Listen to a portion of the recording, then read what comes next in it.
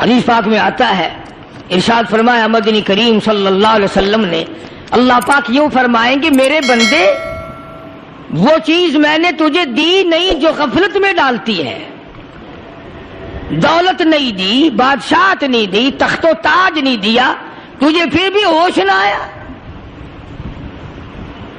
غریب آدمی ہو کر بھی اللہ کو یاد نہ کیا،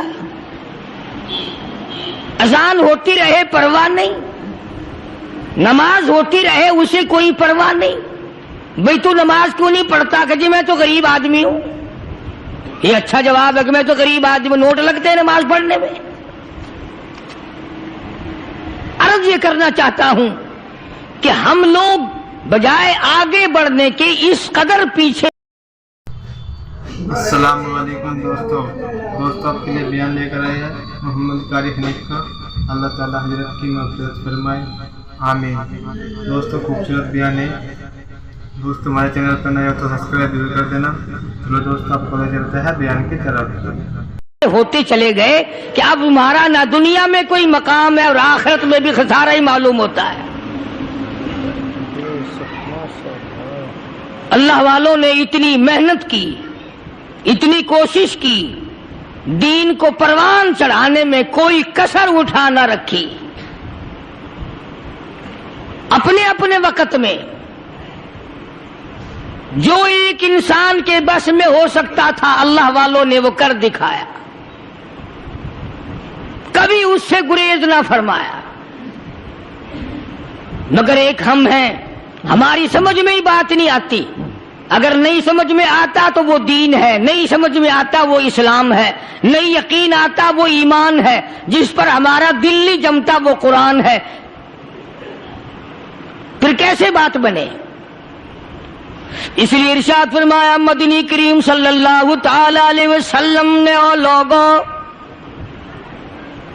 تمہارے سامنے ایسا وقت آ پہنچے گا، ایسے حالات آ پہنچیں گے، اس طرح کا ماحول تمہارے سامنے پیدا ہو جائے گا، معاشرہ اتنا بگڑ جائے گا، لوگ اپنے آپ کو بہت بڑا مسلمان سمجھیں گے، یہاں تک حالات بگڑیں گے، جنازہ کوٹھی سے نکلے گا، جنازہ بنگلے سے نکلے گا، جنازہ بہت بڑی عمارت سے نکلے گا، جنازہ ڈیرے سے نکلے گا، جنازہ شاہی محل سے نکلے گا، مگر کالی کملی والے نے فرمایا ایمان کی رتی مرنے والے کے پلے موجود نہ ہوگی۔ ارشاد فرمایا مدنی کریم صلی اللہ تعالی علیہ وسلم نے، بے یقینی کا دور آئے گا، بدگمانی کا دور آئے گا، لوگ اس قدر دور ہو جائیں گے کہ وہ دنیا کو دین پہ ترجیح دیں گے، اللہ کے قرآن کو ہلکا سمجھیں گے، نظام مصطفیٰ صلی اللہ علیہ وسلم کو ہلکا سمجھیں گے، اللہ کے نبی کا فرمان ان کے سامنے ہلکا ہوگا، اور یہود و نصارہ کی روایات ان کے لیے اونچی بن جائیں گی۔ صحابہ کرام رضوان اللہ تعالی علیہ مجمعین نے ان ساری منزلوں کو عبور کیا اور یہ تمام کچھ کر کے دکھلایا جسے آج ہم لوگ چھپائے پھرتے ہیں۔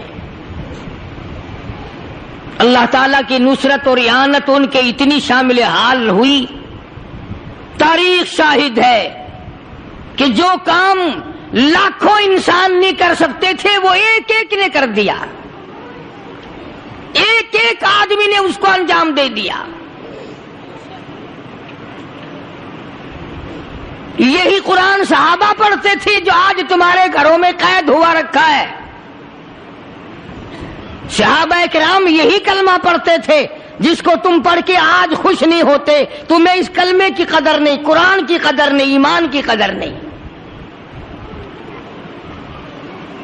چار آنے کی قیمت تمہاری نظروں میں ہے مگر قرآن کی آیت کی کوئی قدر نہیں۔ صحابہ کرام نے وہ کام کر کے دکھلائے، اتنی اللہ تعالیٰ نے ان کو اسپرٹ دی تھی، اتنی جرت دی تھی، اتنی طاقت بخشی تھی کہ دنیا حیران رہ گئی۔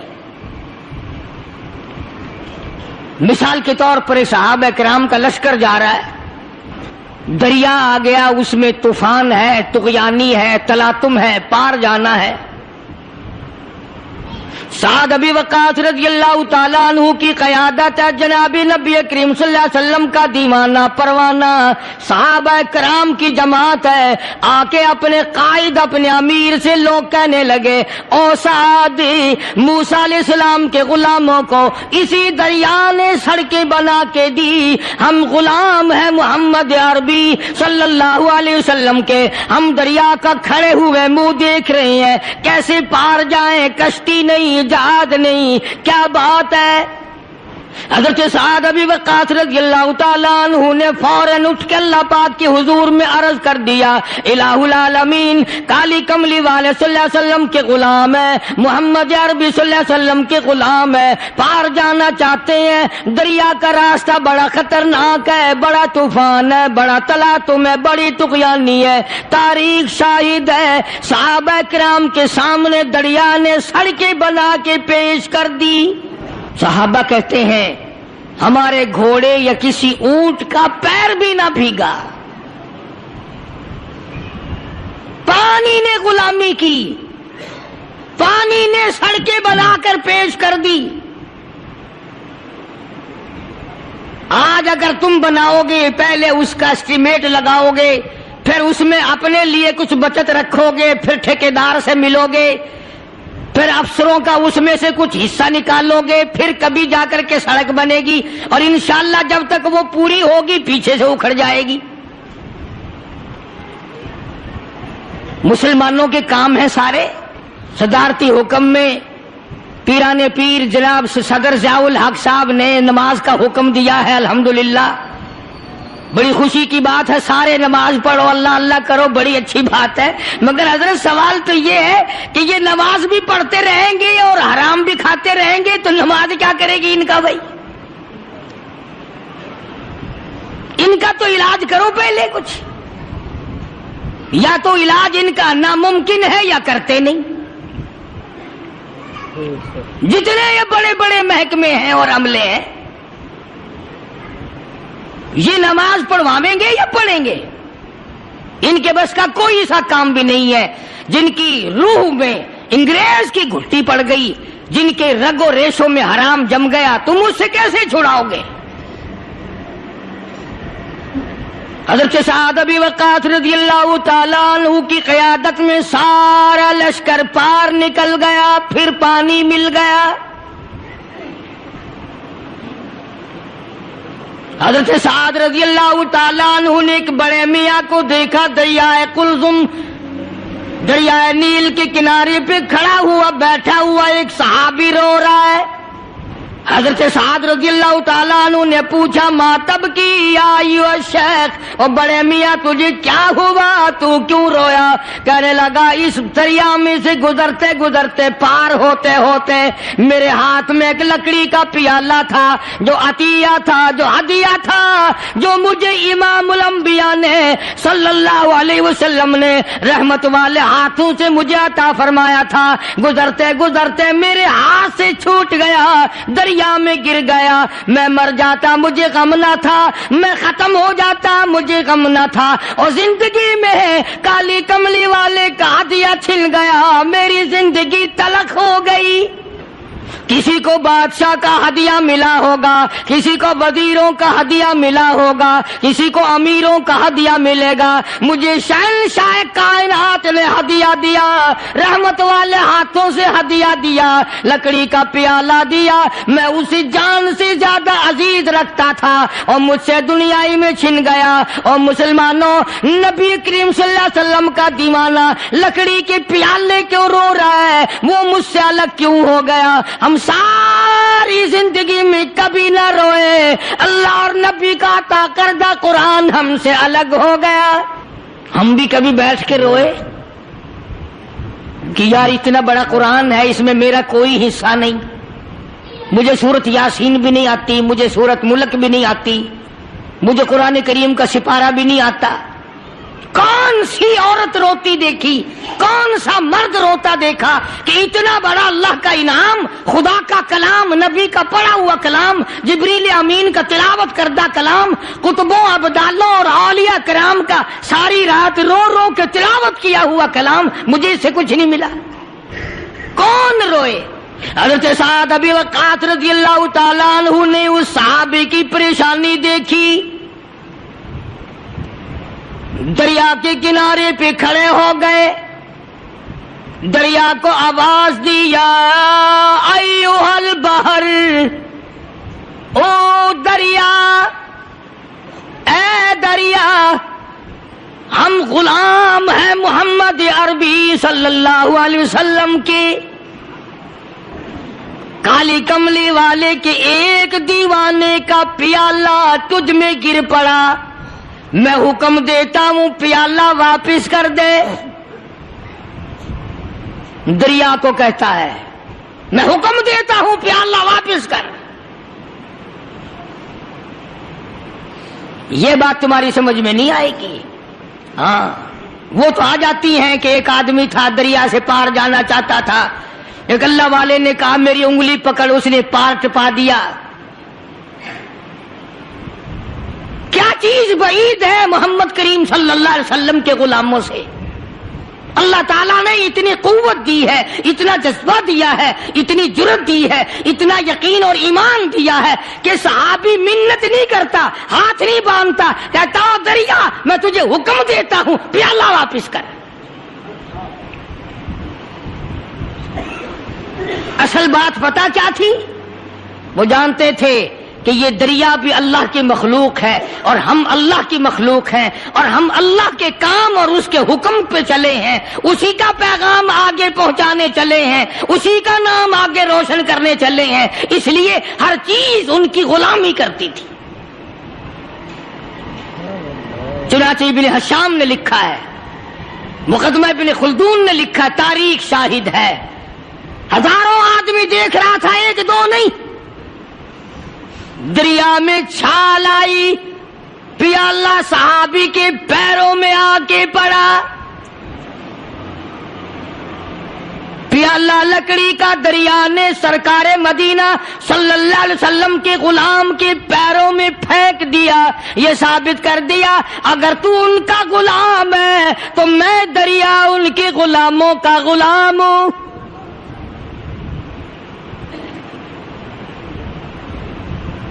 کس قدر کامیاب ہوئے دنیا میں، اور دین کی کامیابی تو ان کے لیے ہے ہی، اور اس پر فخر نہیں کیا کسی صحابی نے کہ صاحب ایسا ہوا ایسا ہوا۔ یہاں سے چلے، آگے سفر طے کرتے کرتے شام ہو گئی، گھنونے جنگل میں شام آئی۔ اس زمانے میں بڑے دور دور بستیاں شہر ہوا کرتے تھے۔ شام قریب آئی تو صحابہ اکرام نے پڑاؤ ڈال دیا، ڈیرا ڈال دیا۔ کچھ آدمی جنگل میں ملے، انہوں نے کہا آپ لوگ یہاں نہ ٹھہریں، یہاں نہ قیام کرنا۔ انہوں نے کہا کیوں؟ کہ بڑے بڑے موذی جانور ہیں یہاں، ہاتھی ہیں، چیتے ہیں، بھگیاڑ ہیں، شیر ہیں، کھا جائیں گے تمہیں۔ صحابہ اکرام نے کہا کہ یہ بڑا مشکل مسئلہ کہ ہمیں کوئی کھا جائے۔ حضرت سعد ابی وقاص رضی اللہ تعالیٰ عنہ نے ایک جوان کو حکم دیا، درخت پہ چڑھ کے آواز لگاؤ۔ آج ہماری عقل نہیں مانتی کہ ایسا ہوا ہوگا، ایک نوجوان کو حکم دیا درخت کے اوپر چڑھ جاؤ، آواز لگاؤ۔ درخت کے اوپر چڑھ کر اللہ والے نے آواز لگائی، او ہاتھیوں، او جنگل کے شیروں، او بھگیاڑوں، او چیتوں، او بڑے بڑے موذی جانوروں، ہم غلام ہیں محمد عربی صلی اللہ علیہ وسلم کے، اور ہم رات کو یہاں قیام کرنا چاہتے ہیں، اس لیے میں حکم دیتا ہوں اس رات کے لیے جنگل کو خالی کر دیا جائے۔ تاریخ شاہد ہے، ہاتھی، چیتے، بھگیاڑ، شیر، بڑے بڑے موذی جانور چیخو پکار کرتے ہوئے 5-10 منٹ میں جنگل سے باہر ہو گئے۔ کیا بات تھی ان حضرات میں، آخر وہ کون سی چیز تھی جس کا واسطہ یہ لوگ ہر وقت دریا ان کی غلامی کرے، موذی جانور ان کی غلامی کریں، جنگل کے بھگیاڑ اور شیر چیر پھاڑنے والے جانور ان کی غلامی کریں، اور آج ہم مسلمان ان کی غلامی کرنے کے بجائے ان کے نقش قدم پہ چلنے کو تیار نہیں۔ ایک واقعہ نہیں، ہزاروں واقعات ہیں صحابہ اکرام کے جو انہوں نے اپنی زندگی میں اس قسم کا نصب العین اپنایا، اس قسم کا طریقہ کار انہوں نے اپنایا کہ پوری دنیا ان کے قدموں کے نیچے آ گئی۔ اور اس سے بڑھ کر کیا ہوگا مدینے پاک میں؟ ایک دن صبح کے وقت شور مچا کہ راستے میں شیر بیٹھا ہے، راستہ روک لیا اہل مدینہ کا، شیر بیٹھا ہوا ہے۔ عبداللہ بن عمر رضی اللہ تعالی عنہ اتنا بلکہ جنگوں میں جہاد میں بہادر سپاہی بھی نہیں، صوفی قسم کا صحابی ہے، اللہ والا ہے۔ اس نے یہ نہیں کہا کہ مجھے لاٹھی لا کے دو، نیزہ لا کے دو، تلوار لا کے دو، میں جاؤں گا۔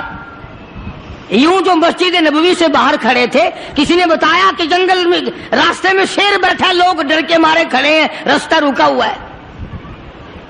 نہ کوئی چیز منگوائی، نہ کوئی ہاتھ میں ہتھیار لیا، کہنے لگے مجھے بتاؤ کہاں ہے؟ چلے گئے، انہوں نے کہا شیر بیٹھا ہے، اس کے پاس چلے گئے اور جا کے یوں کان پکڑ کے مروڑ کے کہا کہ تجھے کس نے اجازت دی کہ محمد صلی اللہ علیہ وسلم کے غلاموں کا راستہ روک لے؟ تجھے شرم نہیں آتی؟ کالی کملی والے کے دیوانوں کا، غلاموں کا راستہ روک کے بیٹھ گیا۔ سینکڑوں ہزاروں آدمیوں نے دیکھا شیر یوں بھاگتا ہوا، دم ہلاتا ہوا جنگل کی طرف دوڑ گیا، اور بظاہر یہ کہہ گیا کہ اگر تو ان کا غلام ہے تو میں تو ان کے غلاموں کا غلام ہوں۔ کیا چیز تھی صحابہ اکرام میں جس سے پانی غلامی کرتا تھا، زمین ان کے کہنے پہ چلتی تھی۔ فاروق اعظم رضی اللہ تعالیٰ عنہ مدینے پاک میں ہے، زلزلہ آیا، زمین ہلنے لگی، درہ مارا، اس وقت ٹھہر جا، کیوں ہلتی ہے؟ تجھ پہ فاروق موجود ہے۔ زمین ٹھہر گئی، پتہ ہی نہیں آخر انہوں نے کیا کھا رکھا تھا، کیا انہوں نے پی رکھا تھا، کیا ایتمی طاقت ان کے دلوں میں، زبان میں تھی کہ زمین بھی رک گئی۔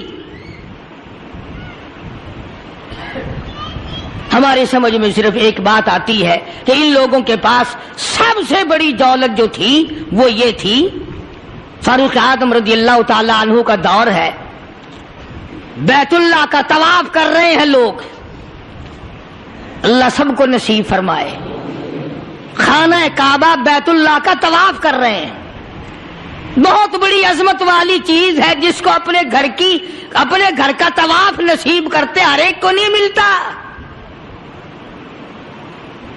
ارشاد فرمایا مدنی کریم صلی اللہ تعالی علیہ وسلم نے، جس نے میرے گھر کا طواف کیا میں سمجھتا ہوں میرے چاروں طرف چکر لگایا۔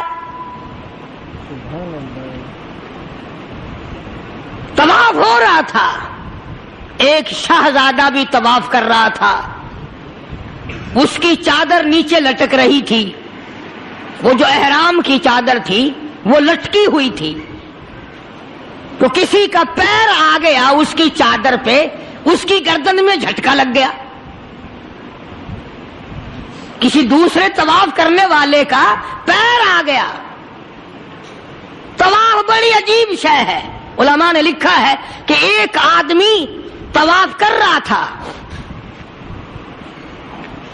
ایک عورت کے پیروں کی پازیب کی جھنکار آئی، چھنکار آئی پیروں کے زیور کی، طواف کرتا کرتا اس کی طرف دیکھنے لگا۔ علماء نے لکھا ہے کہ رکن یمانی کے پاس سے بیت اللہ سے ایک ہاتھ نکلا اور زور سے منہ پہ تھپڑ مارا، طواف میرا کرتے ہو، دیدار غیر کا کرتے ہو، آنکھ نکل کے وہ جا کے پڑی۔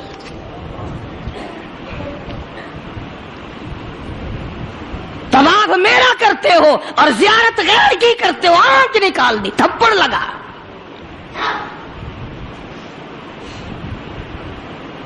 تو تو شہزادے کی چادر پہ جب کسی کا اچانک پیر آ گیا تو جھٹکا لگا اس کی گردن میں. اس نے جب مڑ کے دیکھا تو غریب آدمی نظر آیا, بدوی, ایک دیہاتی. مارا زور سے تھپڑ اس کے منہ پہ شہزادے نے, اس کے 2 دانت ٹوٹ گئے.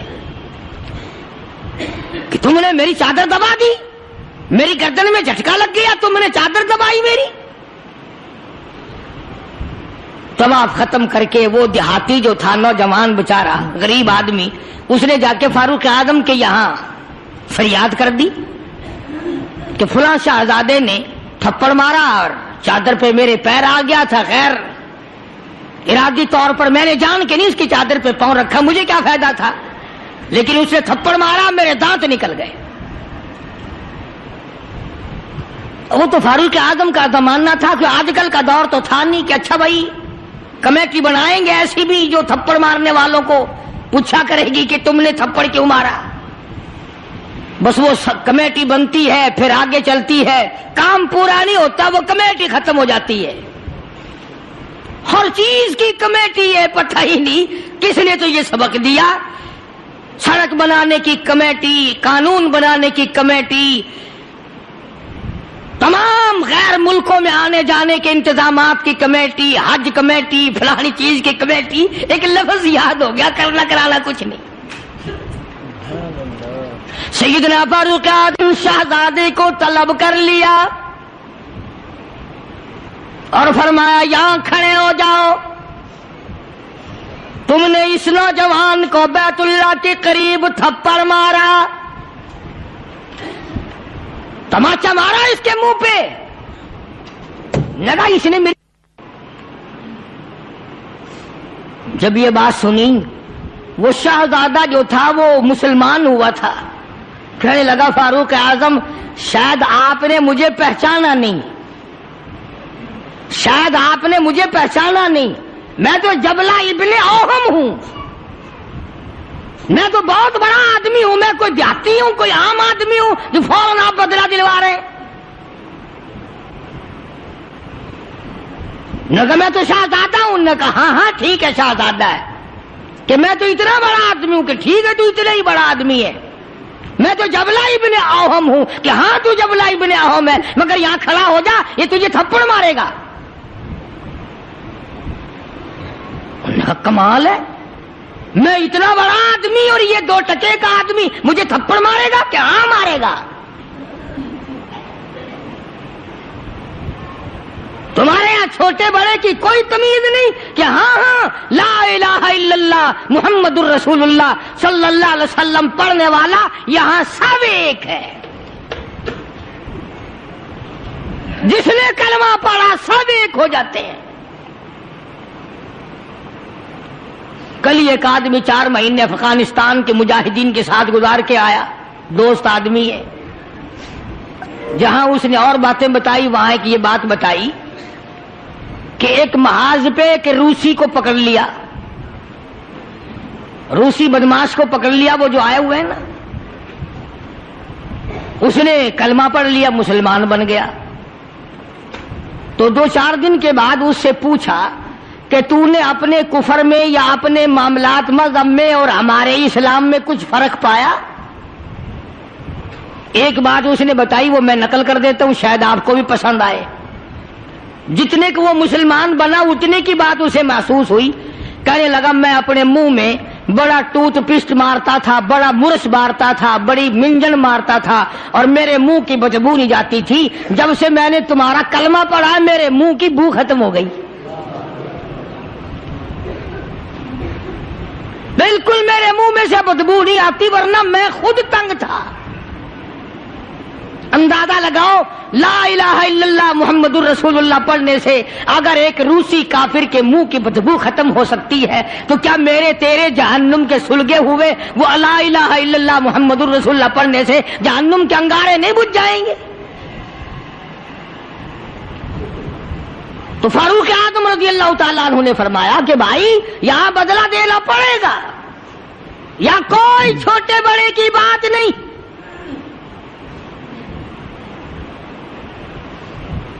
چنانچہ فاروق اعظم رضی اللہ تعالیٰ عنہ کی عدالت سے گھبرایا,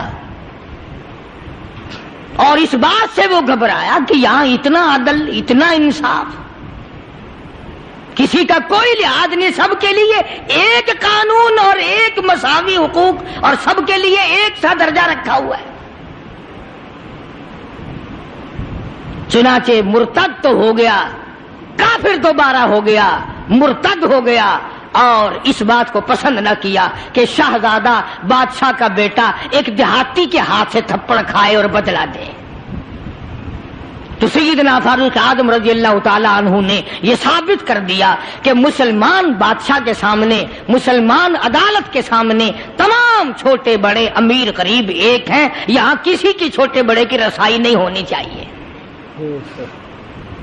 بلکہ عہد فاروقی نے اس قسم کی مثالیں قائم کی، اس قسم کی مثالیں قائم کی۔ جنگ میں، جہاد میں رشتہ دار سامنے آ گئے۔ فاروق اعظم رضی اللہ تعالی عنہ کو خود نبی کریم صلی اللہ علیہ وسلم نے دیکھا کہ سگا ماموں ہے اور اس کو نیچے ڈال رکھا ہے اور پیر کے نیچے پیر دبایا ہوا ہے اور ایک ہاتھ میں پیر پکڑ کے اپنے ماموں کو بیچ سے پھاڑ رہے ہیں۔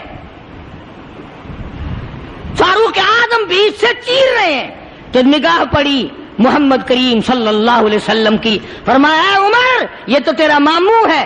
عرض کی آقا جب تک آپ سے نہیں جڑی تھی یہ سب مامے نانے تھے، اور جب آپ سے جڑ گئی اب تو یہی دین ہے، یہی دنیا ہے، جو تیرا ہے وہ میرا ہے، جو تیرا نہیں وہ میرا نہیں۔ وہ اپنا رشتہ دار ہی نہیں جو تیرے دروازے کی غلامی نہیں کرتا۔ عرض یہ کرنا چاہتا ہوں کہ ہم لوگ اپنے آپ کو جنت کے وارث بنائے پھرتے ہیں، جنت کے ٹھیکیدار بنے پھرتے ہیں، نماز کی پابندی ہم نہیں کرتے، قرآن کریم کی تلاوت کو ذوق شوق سے ہمارے یہاں نہیں رواج۔ میں تو دیکھتا نہیں کہ کوئی عورت دن میں منہ بناتی ہو کہ آج ہمارے گھر میں کسی نے تلاوت نہیں کی، ہمارے گھر میں آج لعنت برسی ہوگی رحمت کے بجائے۔ پورے سال میں اگر گھر میں قرآن کی تلاوت نہ ہو، عورت کو افسوس نہیں، مرد کو افسوس نہیں، بڈھی مائی نہیں افسوس کرتی، کوئی چھوکری افسوس نہیں کرتی کہ ہمارے پورے گھر میں قرآن پڑھنے والا ایک بھی نہیں، اور یہ آج نہیں پڑھا گیا۔ کیوں نہیں پڑھا گیا؟ نماز کی طرف سے کوئی افسوس نہیں کرتا۔ ظلم و زیادتی کر کے گھروں میں کتنا ہی لا کے دے دو، کوئی یوں کہنے کو تیار نہیں کہ تمہیں یہ ملا کیسے ہے، تم نے یہ حاصل کیسے کیا ہے۔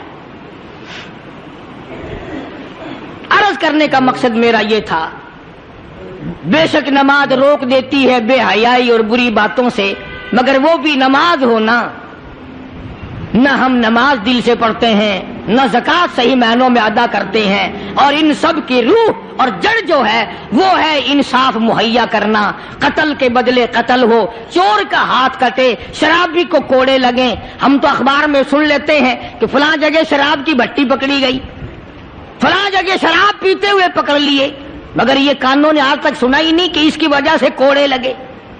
زنا کی سزا ملی، شراب کی سزا ملی، چور کو فلاں سزا ملی، وہ ہم نہیں سن پاتے۔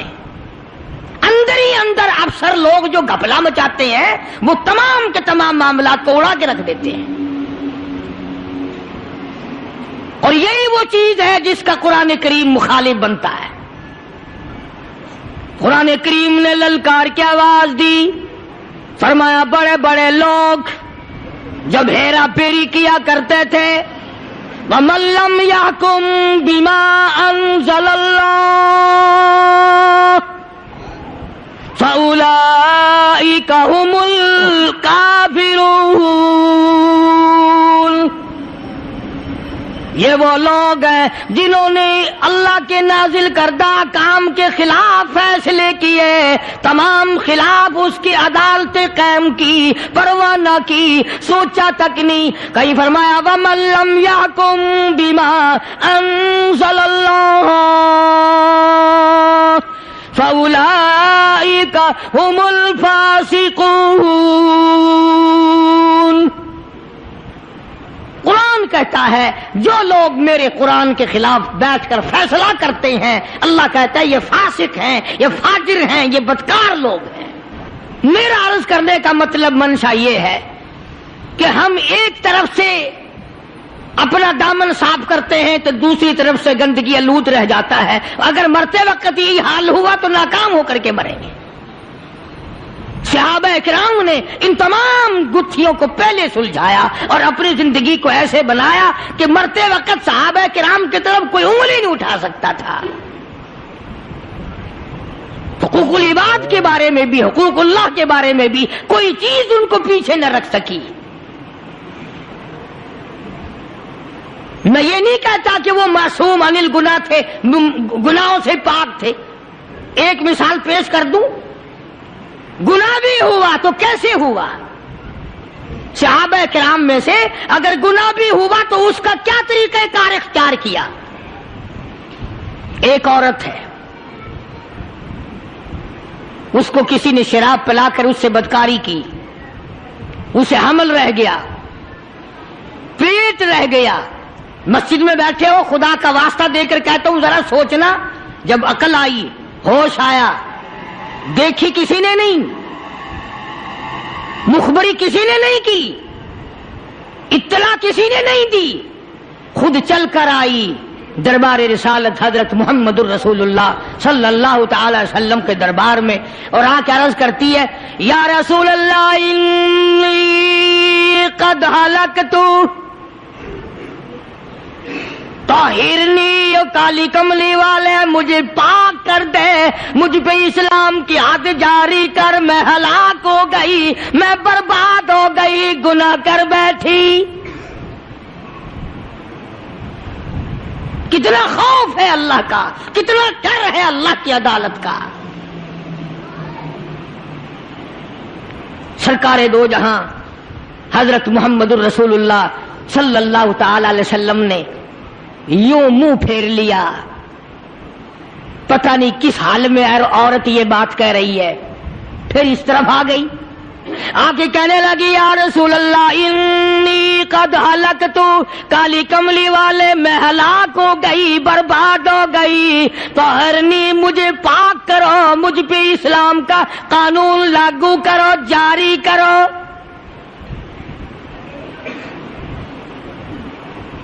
آپ نے فرمایا کچھ پی کے تو نہیں آئی اس وقت؟ کہتے نہیں. کوئی نشہ تو نہیں؟ کہ نہیں. کسی نے تجھے یوں ہی برنگیختہ تو نہیں کر دیا؟ کہتی ہے نہیں.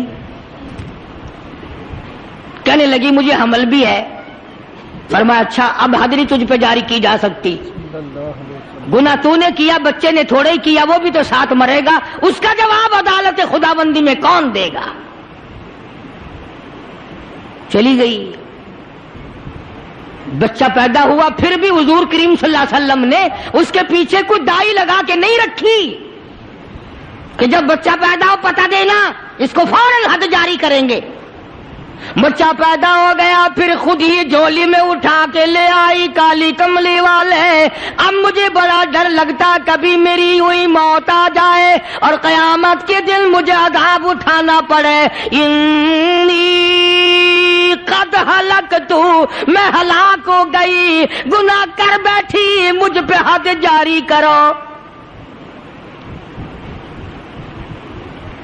فرمایا اس بچے کو دودھ کون پلائے گا؟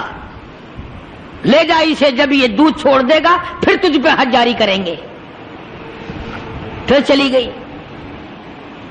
2-4-6 مہینے کے بعد بچے کے ہاتھ میں اندازہ لگا. صحابہ کرام کا خوف خدا دیکھ، سرکار مدینہ صلی اللہ علیہ وسلم کے غلاموں کا تقویٰ دیکھ، پرہیزگاری دیکھ، ان کا دنیا میں گزران دیکھ. 2-4 مہینے کے بچے کے ہاتھ میں ٹکڑا دے کر اور لا کے حضور کی خدمت میں بٹھا دیا اور ہاتھ جوڑ کے کہنے لگی کالی کملی والے آج واپس نہیں جاؤں گی، اب تو یہ روٹی کھانے لگا ہے، یہ میرے منحوس قدم اللہ کی پاک زمین پہ نہیں پڑنے چاہیے، میرے یہ قدم اللہ کی اس پاک سرزمین پہ نہیں پڑنے چاہیے. بلانے کوئی نہیں گیا، گرفتار کر کے لانے کوئی نہیں گیا، صرف خوف ہے آخرت کا، ڈر ہے دل میں قیامت کا، اللہ سبحانہ و تعالیٰ کے قرآن پر ایمان ہے. تو گناہ بھی اگر کسی سے ہوا تو یوں کرتا تھا گناہگار، آج کی طرح تو نہیں ہے الٹا چور کوتوال کو ڈانٹے، جتنا زیادہ بدماش اتنا ہی زیادہ اور اوپر کو چڑھتا ہوا. اور ہم سب اس کی تائید کرتے ہیں. بڑے بڑے ایماندار دیکھتے ہم بھی تم میں ہی ہیں، ہم کون سے تم سے باہر ہیں. اگر کسی غریب پہ ظلم ہو تو ایک نیڑے نہیں آئے گا. ایک موٹی سی مثال دوں، خدا نہ کرے اگر سڑک پہ ریڑھی والے اور کار والے کی ٹکر ہو جائے، کار والے کے ساتھی بنیں گے سارے، ریڑھی والے کو کہیں گے او تو اللہ سی سائڈ نہیں دینی سی، صاحب بہادر نو صاحب آ رہا تو کار نو سائڈ دینی سی نا، تیری غلطی ہے. یعنی کمزور کا ساتھ نہیں دینا، طاقتور کا ساتھ دینا، یہ ہے قوم کی سب سے بڑی بے ایمانی. بھلا کوئی پوچھے کار والا تیرا ماما لگتا ہے، صرف لحاظ ہے اس بات کا کہ یہ کار پہ چڑھا ہوا ہے. ریڑھی والا ایک غریب ہے، ٹانگے والا ایک غریب ہے، پیدل چلنے والا ایک غریب ہے. اسی طرح ہر سطح پہ دیکھ لو، طاقتور کا ساتھ دو گے، بڑے کا ساتھ دو گے، چھوٹے کو رگڑو گے، ٹانٹوں کے نیچے پیس کے رکھ دو گے. لیکن یہ سب کچھ دنیا میں کرو گے، میں آخری بات کہتا ہوں، موت آئے گی اور تمام کو چبا کے رکھ دے گی. موت آئے گی تمام کو چبا کے رکھ دے گی. نہ اس نے بڑوں کو چھوڑنا ہے، نہ اس نے غریبوں کو، نہ امیروں کو، تمام کو کھا کھا کر اس نے خاک کر دیا. اس لیے ہم اپنی زندگی میں غور کریں اور اپنے آپ کو سنبھالا دیں. مرنے سے پہلے پہلے جو کچھ کر لو گے وہ تمہارا ہے، مرنے کے بعد کتنے پچھتاؤ، کتنی پشیمانی کا اظہار کرو، کچھ نہیں بن سکتا. اللہ پاک مجھے اور آپ کو ایمان کی دولت عطا فرمائے، کلمے اور سرکار مدینہ صلی اللہ علیہ وسلم کی عظمت، محبت، غلامی کی دولت عطا فرمائے. وآخر دعوانا ان الحمدللہ رب العالمین. اللهم صل وسلم وبارك على سيدنا ومولانا محمد النبي الأمي الهاشمي وعلى آله واصحابه برة الكرام. الہ العالمین ہم سب کی خطاؤں کو معاف فرمائے.